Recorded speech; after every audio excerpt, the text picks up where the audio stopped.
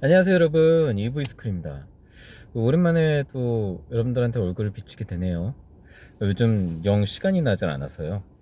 어쨌든 최근에 또 많은 변화가 있었습니다. 미국에 대통령이 방문을 해서 미의회 연설도 하고, 그리고 최근에 있었던 일이죠. G7이 일본 히로시마에서 개최가 됐고, 또 거기에 이제 우리나라의 대표 대통령이 참가를 해서 여러 가지 얘기를 하고 왔습니다.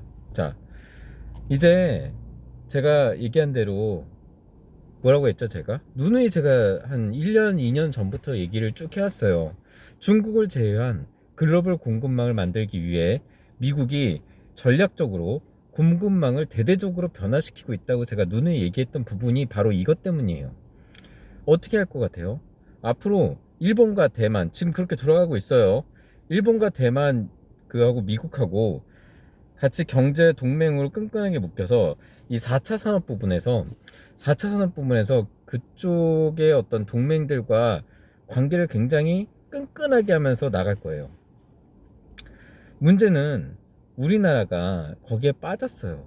지금 꼽사리를 끼워주니 어쩌니 하지만 문제는 거기에서 제외가 된 거는 명백한 사실입니다.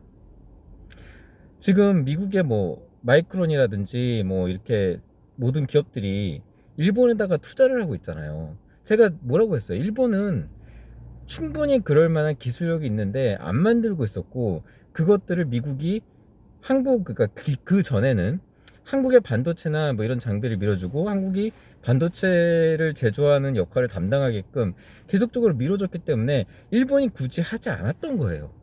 근데 이제는 기술 안보라든지 어떤 중국 견제라든지 여러 가지 부분에서 미국과 일본이 이해관계가 일치했던 겁니다. 그리고 그걸 넘어서 안보적인 부분이나 이런 부분에도 다양한 부분에서 미국과 협력을 해야 되는 일본이기 때문에 일본의 어떤 경제적인 부분을 강화시켜줄 필요성이 있었던 거예요. 미국한테도요. 그래서 미국이 어떤 TSMC나 이런 TSMC가 지금 공장 짓고 있잖아요, 일본에. 그것도 그런 전략의 하나의 일환일 뿐이에요. 거기에서 반도체를 생산해서 그 반도체뿐만 아니라 미국에서도 투자를 해서 대대적으로 뭐랄까요, 다시 예전의 영광을 되찾는다고 해야 되나요? 예전에 어떤 제조 강국으로서의 면모를 보이고 있는 거예요. 그게 예전과는 다르게 지금은 4차 산업, 그러니까 첨단 산업, 고부가가치 산업에 중점이 맞춰져 있다는 게 큰 차이라는 거죠. 어쨌든 그런 부분에서 메모리 반도체 부분만 이제 우리나라는 삼성은 사실 정형화된 메모리만 찍고 있잖아요. 지금 모든 어떤 그런 뭐랄까요, 한국을 잘 모르고 삼성을 잘 모르고 있었던 어떤 사람들, 삼성을 알더라도 구체적으로 어떤 거를 무슨 일을 하고 어떤 그 제조업 분야에서 뭘 구체적으로 하는지를 몰랐던 사람들조차도 이제는 어느 정도 알게 됐어. 뭐를? 삼성이 어떤 글로벌 최강의 반도체 산업, 반도체 최강 기업 이렇게 계속적으로 선전했던 부분이 결과적으로는 미국의 하청업체 정도의 수준이었다라는 게 명명백백하게 글로벌적으로 다 알려진 거예요. 무슨 말인지 아시죠? 지금 그 단적인 예로 중국에 반도체 장비 수출을 미국이 금지를 시켰잖아요. 대중무역 제재로. 그래서 삼성이 업그레이드조차 못하고 똥줄이 탔었던 거를 모든 세계인들이 다 봤던 거죠. 그죠?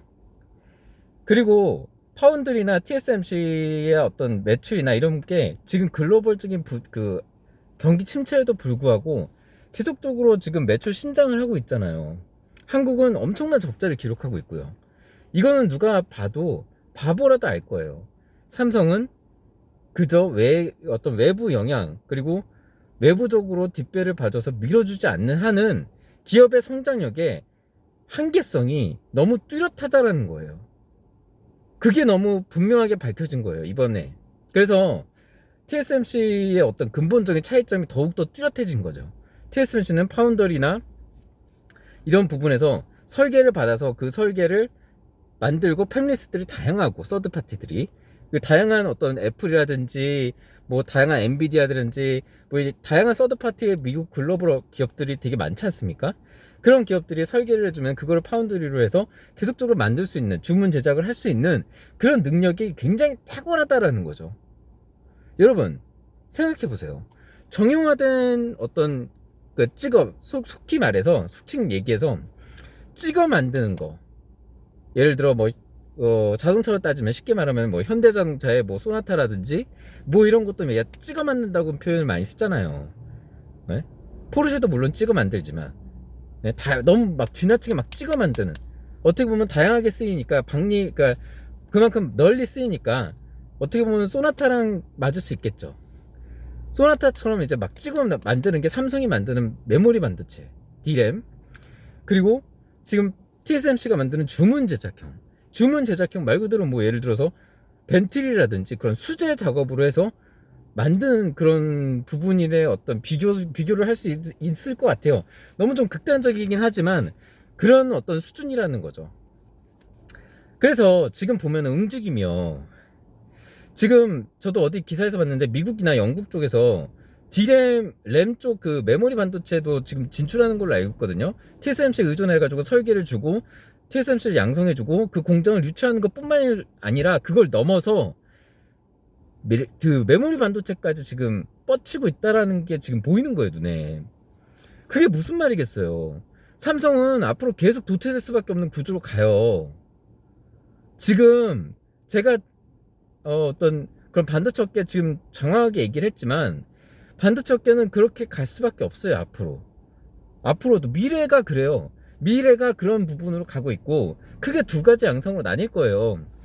제가 얘기했던 대만, 미국, 일본의 어떤 반도체 동맹, 경제 동맹끼리 끈끈하게 묶여서 그 부분에서 자체적으로 자급자족을 하면서 첨단 산업으로 끌어갈 거고, 중국은 중국대로 내수용 반도체를 제작해서 뭐 보니까 뭐 알리바바나 뭐 이렇게 어느 정도 IT 기업 입장에서 지금 계속적으로 뭐 다양한 노력들을 하고 있는 걸로 제가 확인을 했는데, 중국에서도 자급자족할 수 있게 지금 자구적으로 노력을 엄청나게 하고 있어요. 그리고 뭐 얼마 전에 신문 기사에서도 봤듯이 뭐 그거는 뭐 우리나라 그 건물 앞에서 뭐 누누하게 뭐 스카우터 헤드헌터들, 중국에 그런 사람들 이제 서성거리면서 그 기술 탈취하려고, 스카우트 하려고 기술 가진 사람들 이제 끌어다가 내고 하겠죠.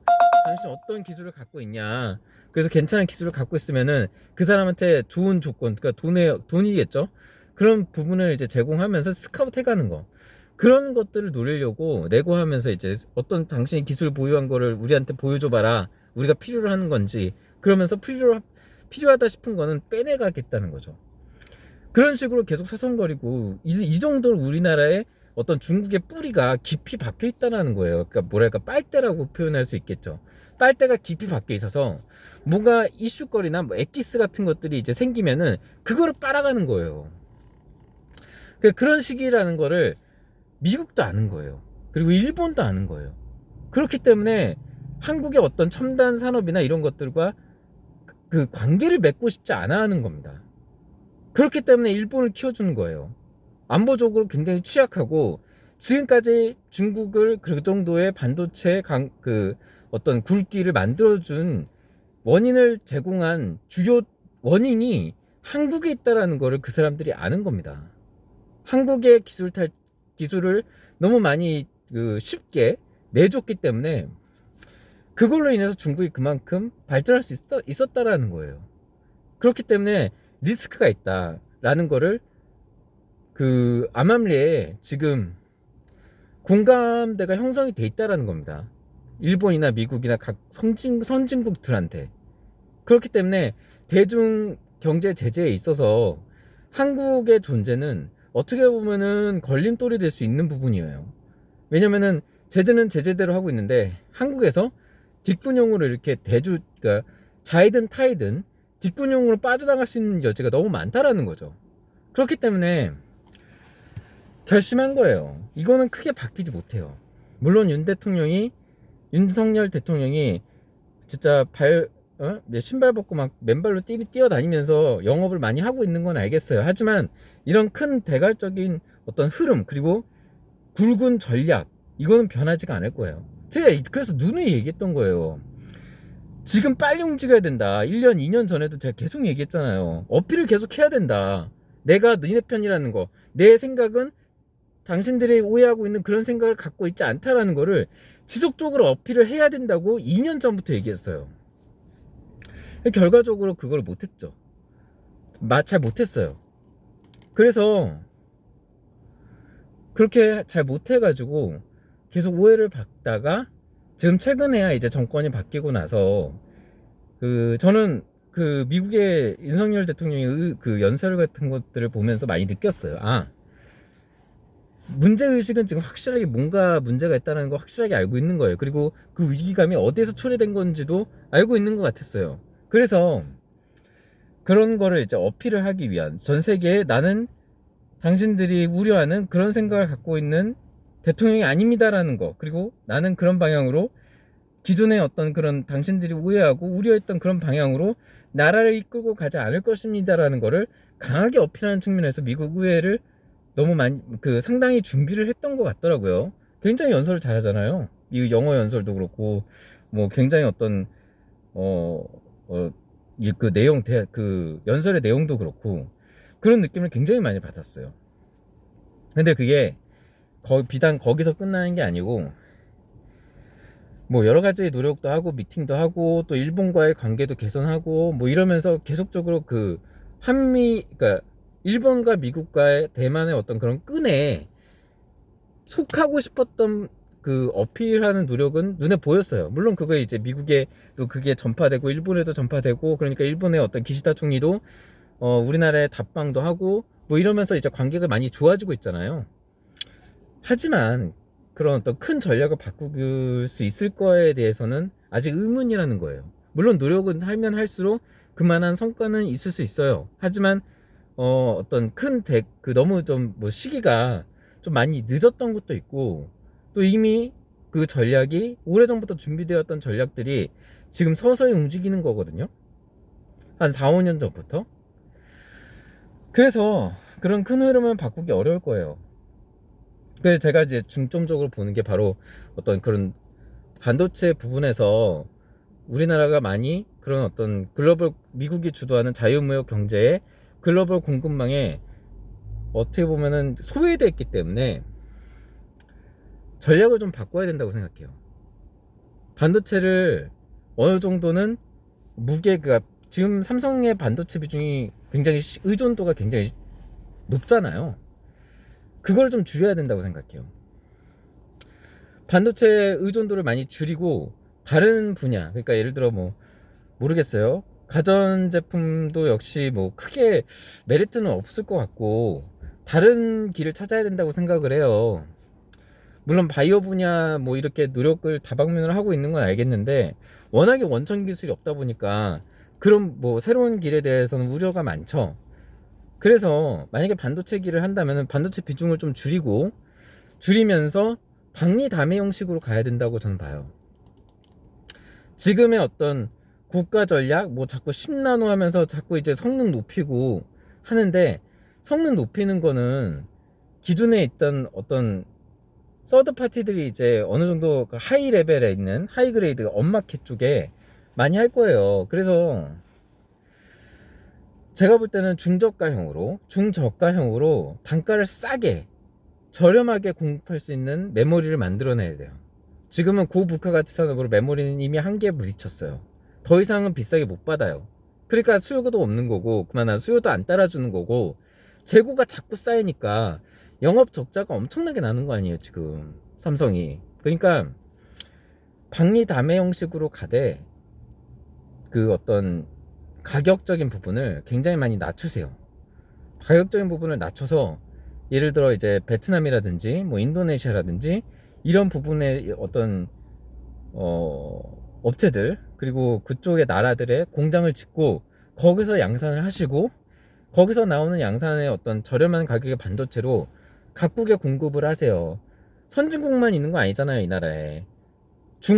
개발도상국들도 되게 많고, 베트남, 인도네시아, 뭐 태국 이런 데에서도 반도체를 수요라는 부분, 메모리는 어느 정도 다 쓰이니까 그런 부분에서 쓰이는 곳에 삼성이 그 시장을 독점하라는 거예요. 먹을 수 있는 만큼 최대한 먹으라 이거예요. 왜냐면은 지금 그렇게 준비를 안 해놓으면은 중국한테 다 뺏겨요. 그 시장마저도 중국한테 뺏기게 될 거예요. 중국이요, 제가 얘기했잖아요. 이제 한 1년 정도 남았어요.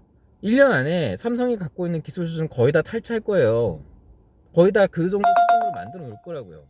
그러면은 그 정도 수준까지 되기 전에 최소한 기술 탈취가 뭐 엄연히 정해진 사실이라면은 인정을 하고 그 전에 지금 할 수 있는 것들을 하라는 얘기예요.